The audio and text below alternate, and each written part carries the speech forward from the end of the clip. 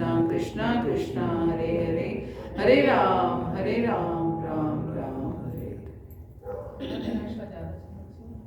ओम नमो भगवते वासुदेवाय।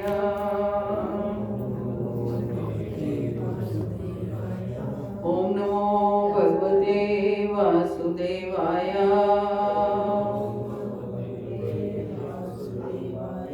ओम नमो भगवते वासुदेवाय।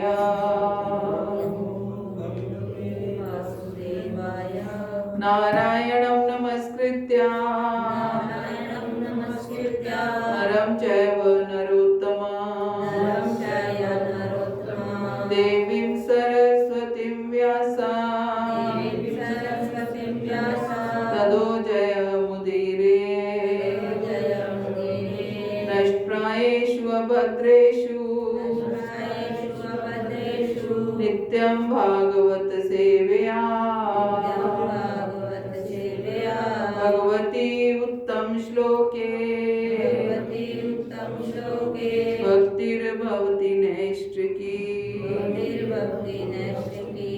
ग्रंथराज श्रीमद् भागवतम की जय। ग्रंथराज श्रीमद् भागवतम स्कंद 5 अध्याय 5 में से हम पढ़ रहे थे भगवान ऋषभ देव द्वारा अपने पुत्रों को उपदेश। तो हमने पिछली क्लासेस में पढ़ा कि कैसे भगवान ऋषभ देव जो हैं वो अपने पुत्रों को इतने सुंदर सुंदर उपदेश दे रहे हैं जो कि हर पिता माता को अवश्य ये उपदेश देने चाहिए कि हमें कैसे जीवन को जीना है और कैसे इस संसार में रहना है। इस भौतिक जगत में भले ही हम आकर के फंस गए हैं, लेकिन जो निकल गया उसको तो हम वापस नहीं ला सकते हैं, या जो हम कर्म कर रहे हैं उनको रिवर्स नहीं कर सकते हैं, लेकिन आगे हम अपने जीवन को कैसे सुधार सकते हैं। और वो तो ऋषभ देव जी अपने पुत्रों को बता रहे हैं, क्योंकि वो उन्होंने आगे उनका राज्य संभालना है। तो एक राजा होते हुए भी उनको क्या वो ज्ञान दे रहे हैं, क्या शिक्षा दे रहे हैं, ये हमें उनके माध्यम से हमें समझनी है। तो कह रहे हैं कि हे पुत्रों, इस संसार के समस्त देहधारियों में जिसे मनुष्य देह प्राप्त हुई है उसे इंद्रिय तृप्ति के लिए दिन रात कठिन श्रम नहीं करना चाहिए। कि इस संसार के सभी देहधारियों को इंद्रिय तृप्ति के लिए कठिन श्रम नहीं करना चाहिए, क्योंकि ऐसा तो मल खाने वाले कुकर शुकर भी करते हैं कि केवल अपनी इंद्रिय तृप्ति के लिए, अपने आहार के लिए, अपने स्टैंडर्ड ऑफ लिविंग के पीछे, हमारा स्टेटस स्टैंडर्ड ये बढ़ जाए, उसके पीछे ही केवल कार्य नहीं करना चाहिए। मनुष्य को चाहिए कि भक्ति का दिव्य पद प्राप्त करने के लिए वह अपने को तपस्या में लगाए। तो इस श्लोक में ऋषभ देव अपने पुत्रों को क्या कह रहे हैं कि अपने आप को तपस्या में लगाएं। तपस्या मीन्स त्याग, कि हमें त्याग करना है, और ऐसा करने से उसका हृदय शुद्ध हो जाता है, और जब वो इस पद को प्राप्त कर लेता है तो उसे शाश्वत जीवन का आनंद मिलता है। और आगे कह रहे हैं कि आध्यात्मिक दृष्टि से उन्नत महापुरुषों की सेवा करके ही मनुष्य भव बंधन से मुक्ति को प्राप्त कर सकता है। हम कैसे इस भौतिक जगत में हम आकर फंसे हैं, लेकिन कैसे हम इस भौतिक जगत से छुटकारा प्राप्त कर सकते हैं कि आध्यात्मिक दृष्टि से उन्नत महापुरुषों की सेवा करके, जो हमारे गुरुजन हैं, हमारे आचार्य जन हैं, उनकी सेवा करके ही हम भव बंधन से मुक्ति का मार्ग प्राप्त कर सकते हैं। ईश्वर से तदाकार होने अथवा भगवान का संग प्राप्त करने के इच्छुक प्रत्येक मनुष्यों को महात्माओं की सेवा करनी चाहिए। अगली इंस्ट्रक्शन क्या दी कि जो भगवान से तदाकार होना चाहता है और जो भगवत प्राप्ति करना चाहता है, भगवत धाम प्राप्त करना चाहता है, उसे महात्माओं की सेवा करनी चाहिए। अगली इंस्ट्रक्शन क्या दी कि जो लोग कृष्ण चेतना को पुनर्जीवित करने तथा अपना ईश्वर प्रेम बढ़ाने के इच्छुक हैं, वे ऐसा कुछ नहीं करना चाहते जो श्री कृष्ण से संबंधित ना हो। अर्थात वो अपनी दिनचर्या में केवल उन्हीं कार्यों को, उन्हीं कर्मों को शामिल करते हैं जो केवल श्री कृष्ण से संबंधित हो। कौन? जो कृष्ण प्रेम प्राप्त करना चाहते हैं, वो अपनी दिनचर्या को इस हिसाब से सेट करते हैं कि ताकि जो वो कार्य करें वो सब कुछ कृष्ण से संबंधित हो। आगे अगली इंस्ट्रक्शन है, जब मनुष्य इंद्रिय तृप्ति को ही जीवन का लक्ष्य मान बैठता है तो वो भौतिक रहन सहन के पीछे प्रमत्त होकर सभी प्रकार के पाप कर्मों में उसे क्षणभंगुर पाप कर्मों में प्रवृत्त होता है। वो नहीं जानता कि अपने विगत पाप कर्मों के ही कारण उसे क्षणभंगुर शरीर प्राप्त हुआ है जो दुखों की खान है। वास्तव में जीवात्मा को भौतिक देह नहीं मिलनी चाहिए थी, किंतु इंद्रिय तृप्ति के लिए ही ऐसा हुआ। ये भौतिक शरीर हमें क्यों मिला? हम कह तो रहे हैं कि हम जो हो गया वो हो गया, लेकिन ये क्यों मिला? क्योंकि हमारे पिछले कोई पाप कर्म थे जिसकी वजह से वापस हमें इस भौतिक जगत में आना पड़ा। इसलिए कम से कम अब हम उसको वही चीज हम रिपीट ना करें, वही का पाप कर्म हम रिपीट ना करें। इसलिए मैं मानता हूं कि बुद्धिमान प्राणी के लिए ये शोभा नहीं देता कि वह पुनः इंद्रिय तृप्ति के कार्यों में प्रवृत्त हो जाए। पता है कि हमें ये भौतिक शरीर जो कि इस भौतिक जगत में हम आकर के फंस गए हैं, जो कि दुखालम है, दुखों का घर है, लेकिन क्यों आके फंसे हैं? क्योंकि हमने इतनी इंद्रिय तृप्ति की कि वापस हमें भौतिक जगत में भेजा गया। तो फिर से हम वो गलती रिपीट ना करें, क्योंकि अगर हम अपने बच्चे को 500 का नोट देते हैं और वो जाकर के अपने दोस्तों के साथ शराब पी करके आ जाता है तो आप दोबारा 500 का नोट उसे नहीं देंगे, तो क्योंकि उसको गलत जगह पर उसका प्रयोग करता है। तो ऐसे ही भगवान ने हमें ये मनुष्य शरीर दिया और हमने पिछले जीवनों में भी इंद्रिय तृप्ति करके इसका विनाश कर दिया। अब फिर से कम हम वो गलती ना करें कि हम फिर से इसको भोग विलासता इंद्रिय तृप्ति में इस जीवन को लगा दें।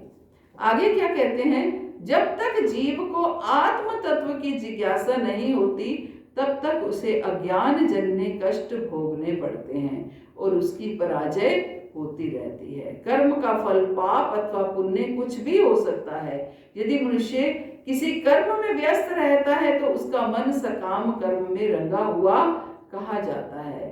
जब तक मन अशुद्ध रहता है, चेतना स्पष्ट रहती है और जब तक मनुष्य सकाम कर्मों में लगा रहता है तब तक उसे देह धारण करनी पड़ती है। कब तक ये शरीर धारण हमें बार बार करना पड़ेगा? जब तक कि हम कर्म को फल की इच्छा से करते रहेंगे। जब तक जो भी कर्म करेंगे उसके पीछे हम कुछ ना कुछ हमारी इच्छाएं होंगी, हमारी कामनाएं होंगी, हम फल की इच्छा से काम करते रहेंगे, तब तक हमें बार बार इस भौतिक शरीर में आना ही पड़ेगा। तो क्या करना है कि हम जो कर्म करें वो भगवान की सेवा हेतु करें। अपनी दिनचर्या को इस तरीके से सेट करें कि जो भी कर्म हो वो भगवान की सेवा हो।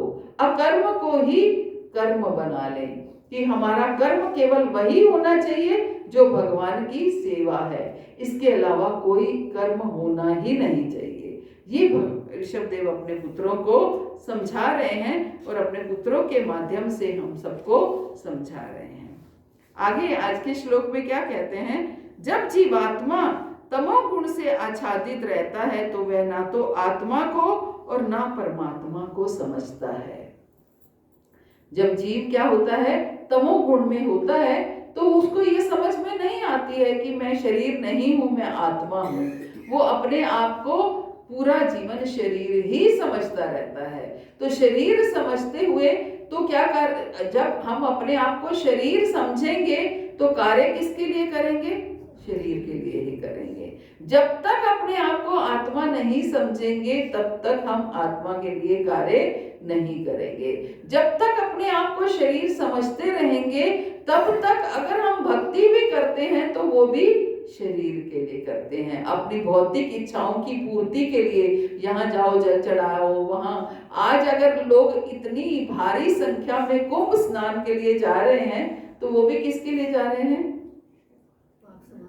पाप समाप्त हो जाए, है ना, भगवान से प्रेम हो जाए, ये कोई इच्छा नहीं है, लेकिन पाप समाप्त हो जाए ताकि हमें अगला जीवन जो है वो अच्छा मिल जाए या मुक्ति मिल जाए, ताकि इससे छुटकारा मिल जाए, इन कष्टों से छुटकारा मिल जाए, है ना।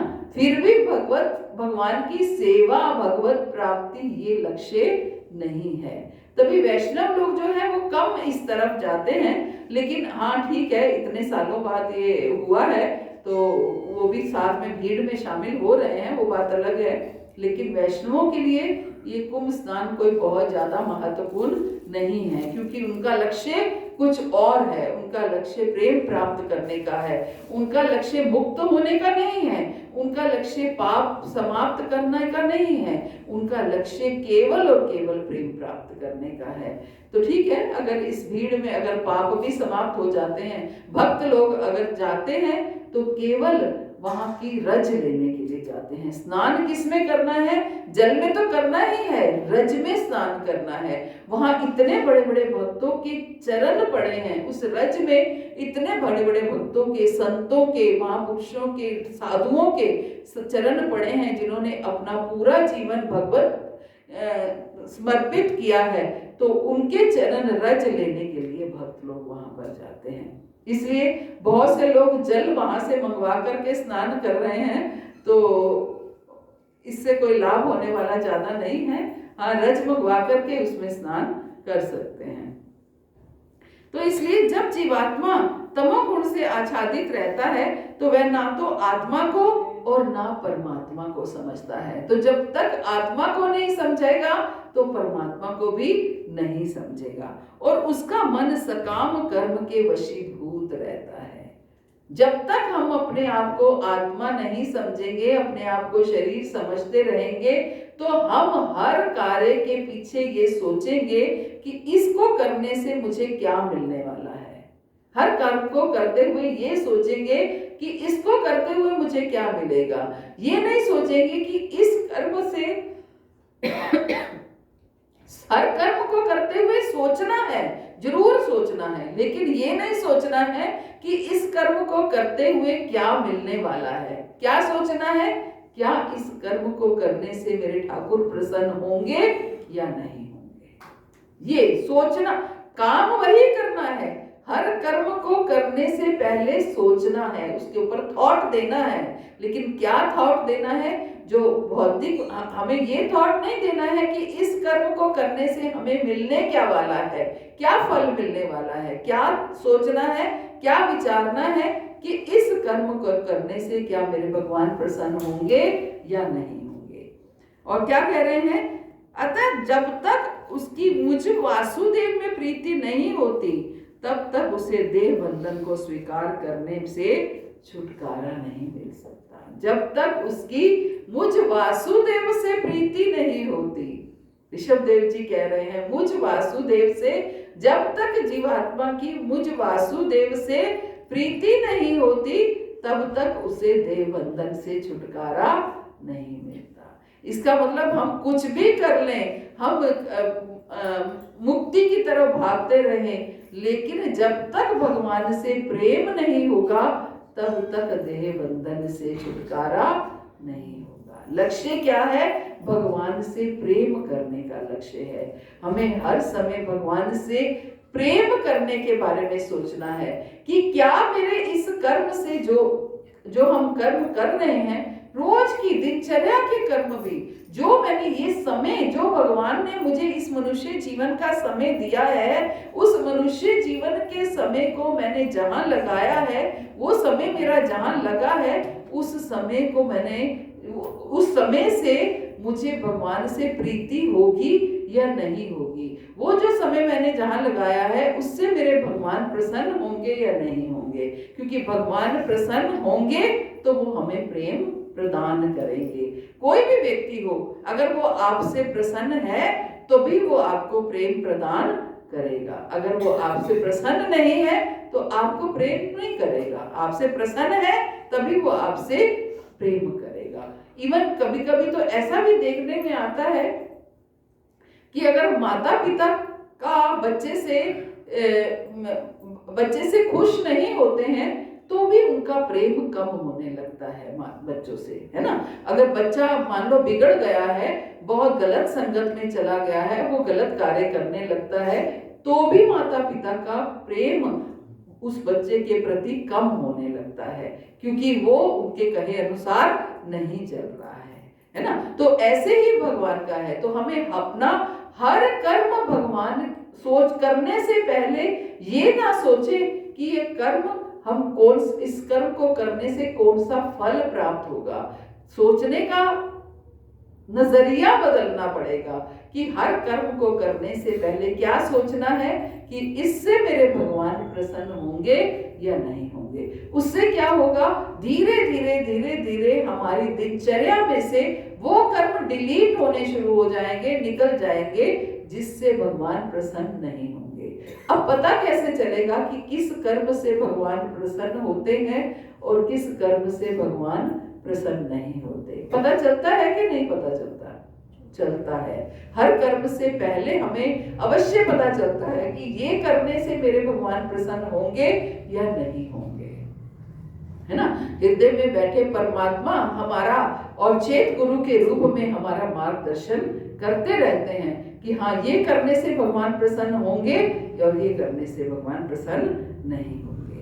प्रभुपाद कहते हैं कि जब मन सकाम कर्म से दूषित हुआ रहता है तो जीवात्मा एक स्थिति से दूसरी स्थिति में उन्नति चाहता है। जब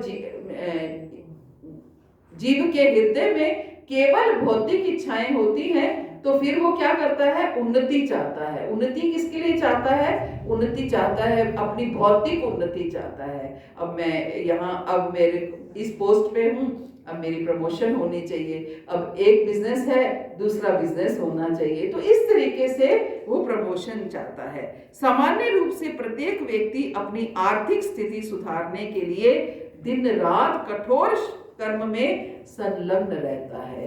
जीव क्या है, हर समय अपनी आर्थिक स्थिति सुधारने में परिश्रम करता है। लेकिन करना किसके लिए है परिश्रम? अपनी आध्यात्मिक स्थिति सुधारने के लिए परिश्रम करना है। लेकिन हम जब आध्यात्मिक स्थिति सुधारने की परिश्रम के लिए बात करते हैं तो लोग कहते हैं हमारे पास समय नहीं है। किस लिए समय नहीं है? क्योंकि हम अपनी आर्थिक स्थिति सुधारने के लिए हमें समय लगा रहे हैं, आध्यात्मिक स्थिति सुधारने के लिए हमारे पास समय नहीं है। और हम अपने परिवार वालों को भी ये चीज गाइड नहीं कर सकते हैं, नहीं कर पाते हैं, है ना। क्यों? क्योंकि अभी हम खुद, हमारे अंदर इतनी स्ट्रेंथ नहीं है ना, इतने हम खुद स्ट्रांग नहीं हैं। जब हम खुद स्ट्रांग होंगे तो हम, लोग कहते हैं माता जी हम कन्विंस नहीं कर पाते, हम बोल नहीं पाते। कन्विंस तब कर पाएंगे जब आप पहले खुद कन्विंस्ड होंगे। आप खुद कन्विंस्ड नहीं होंगे तो आप दूसरे को कन्विंस नहीं कर पाएंगे। आप कन्विंस्ड होंगे तो आप दूसरे को कन्विंस कर पाएंगे। हम कैसे कहते हैं कि कोई भक्त, कोई व्यक्ति आप कितने समय से ट्राई कर रहे होते हैं, वो भक्त नहीं बनता। गुरु महाराज एक बार कहते हैं वो भक्त बन जाता है। क्यों? क्योंकि वो खुद कन्विंस्ड है, इसलिए वो दूसरे को जल्दी कन्विंस कर लेते हैं। हम लोग खुद कन्विंस्ड नहीं है, इसलिए जल्दी। हमें कोई कहे कि आध्यात्मिक प्रगति के लिए भौतिक प्रगति के पीछे भागना छोड़ना पड़ेगा, हम इस बात के लिए कन्विंस्ड नहीं है कि कैसे भौतिक प्रगति के पीछे भागना छोड़ दे, है ना। तो इसलिए हमारे आचार्य लोगों ने आध्यात्मिक प्रगति के पीछे, भौतिक प्रगति के पीछे भागना छोड़ा। अपनी जो नौकरियां कर रहे थे, जो वो अपने धन कमा रहे थे, उस धन को कमाना छोड़ा। छोटी अवस्था में ही, कम उम्र में ही उन्होंने छोड़ा। 30 साल की उम्र में ही अपना नौकरी छोड़ के, 3 बच्चे घर में, लेकिन नौकरी छोड़ के पूर्ण रूप से समर्पित होकर लग गए। क्योंकि वो इस बात के लिए खुद कन्विंस्ड थे कि मुझे आध्यात्मिक प्रगति के लिए भौतिक प्रगति को का त्याग करना पड़ेगा। हम लोग खुद कन्विंस्ड नहीं है, इसलिए हम आगे कन्विंस्ड नहीं कर पाते हैं। ये अंतर है ना। आगे प्रभुपाद कहते हैं वो ये भूल जाता है कि उसका वास्तविक हित भगवत धाम को लौटने में है। हम भूल जाते हैं हमारा वास्तविक लक्ष्य है क्या। वास्तविक लक्ष्य क्या है? भगवत धाम जाना। सकाम कर्म करता हुआ मनुष्य विभिन्न योनियों में ब्रह्मांड भर में घूमता रहता है, किंतु जब तक वह गुरु के संपर्क में नहीं आता वो वासुदेव की सेवा में प्रवृत्त नहीं होता। जब तक हम गुरु के संपर्क में नहीं आते तब तक हम भगवान की सेवा में नहीं लग पाते, वासुदेव की सेवा। क्योंकि गुरु ही हमारा कल्याण करने वाले हैं, गुरु ही हमें अपनी भगवान की सेवा में लगाने वाले हैं, गुरु ही हमें समझाते हैं। वासुदेवा सर्वमिति, ये गुरु ही हमें समझाते हैं कि वासुदेव ही सब कुछ है, ये गुरु हमें समझाते हैं। इसलिए भगवान कहते हैं बहु नाम जन्म नामन्ते ज्ञानवान मार्ग प्रवर्तते वासुदेवा सर्वमिति स महात्मा सुदुर्लभा। ऐसा महात्मा बहुत दुर्लभ होता है, बहुत कठिन है, जो पूर्ण रूप से ये समझ जाए कि कृष्ण ही सब कुछ है, कृष्ण के अलावा कुछ नहीं है। ये बहुत कठिन है। इसलिए जन्म मृत्यु की पुनरावृत्ति को रोकने का यही एकमात्र उपाय है। जन्म मृत्यु की, हम बार बार जन्म मृत्यु से छूट जाएं, हम जन्म मृत्यु की पुनरावृत्ति से छूट जाएं, उसका एकमात्र उपाय यही है। क्या उपाय है? ब्रह्मांड भ्रमिते कौन भाग्यवान जीव गुरु कृष्ण प्रसादे पाए भक्ति लता बीज।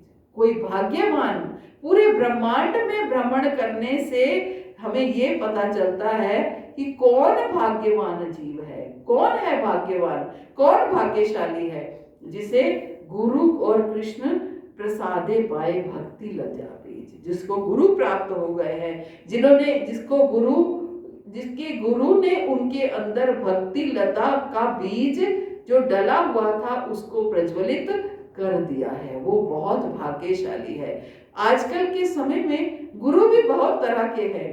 गुरु भी ऐसे हैं जो आपको ये समझाते हैं कि आपकी कौन सी भौतिक कामना किस तरीके से पूर्ण होगी। इस मंत्र का जाप कर लो, आपकी ये भौतिक कामना पूरी हो जाएगी। यहाँ ये चढ़ा दो, आपकी ये भौतिक कामना पूरी हो जाएगी।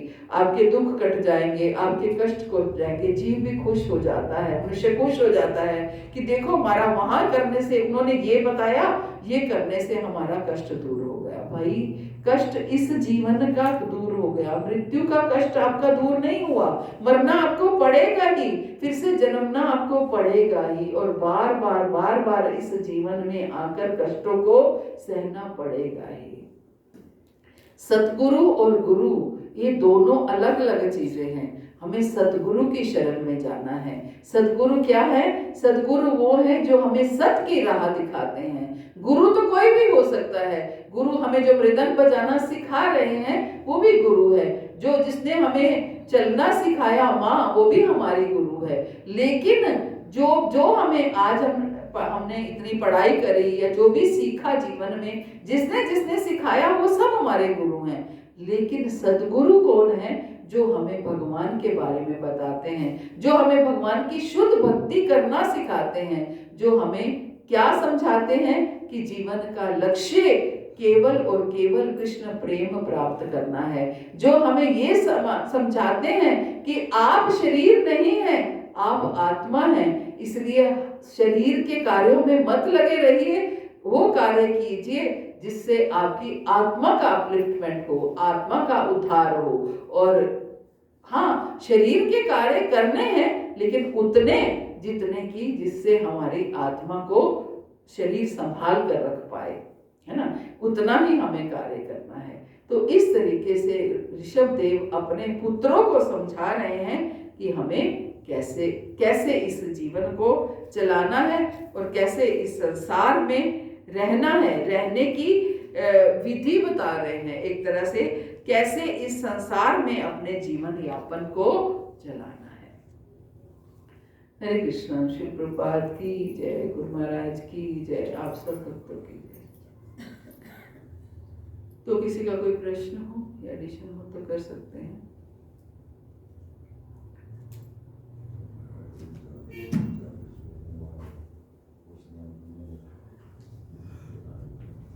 माता जी, हम संसार में फंसना नहीं चाहते, फिर भी परिस्थिति ऐसे हो जाती है कि ऑटोमेटिकली फंस जाते, उससे कैसे निकलने का क्या तरीका है?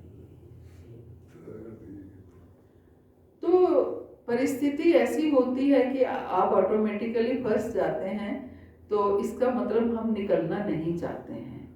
ये नहीं होता कि हम निकलना चाहते हैं।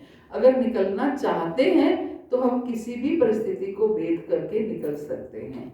ध्रुव महाराज निकले, प्रहलाद महाराज निकले, है ना। हमें अपने लेवल को बढ़ाना पड़ेगा। हमें ऐसा लगता है कि हम तो निकलना नहीं चाहते और परिस्थिति ऐसी आ गई, समझ गए कि परिस्थिति आती है ऐसी, लेकिन माया परिस्थिति के रूप में ही आती है। माया कैसे अटैक करती है? माया परिस्थिति के रूप में ही अटैक करती है।